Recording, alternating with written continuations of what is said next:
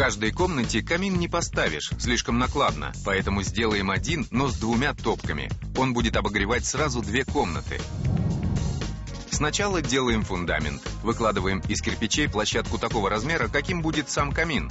У нас большое помещение, поэтому топку лучше разместить внизу.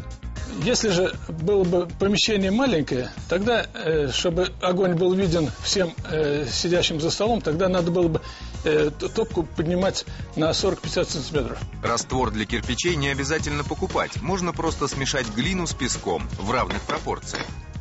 Первые 2 ряда кладем из обычных кирпичей, а когда очередь дойдет до 3-го, не забудьте посередине сделать площадку из огнеупорных кирпичей. Здесь будет топка. Обратите внимание, если эти швы промазывать раствором из глины, печь пойдет трещинами, поэтому все зазоры лучше пересыпать сухим песком. Огонь – это не только красиво, но и опасно, поэтому не стоит забывать о мерах осторожности. Расстояние от топки до деревянной конструкции должно быть как минимум 1,5 кирпича. Плюс необходимо ставить теплоизоляцию из асбеста, или, как мы сейчас применяем, ставим вермикулит.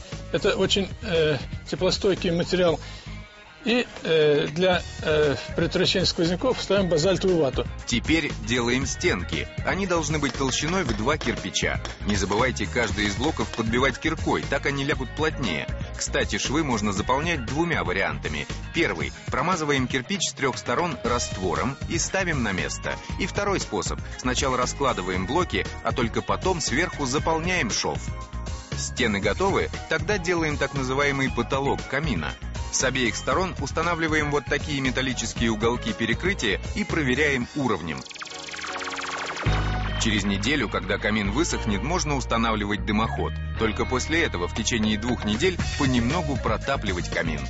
Владимир Волков, Анна Бажайкина, Первый канал.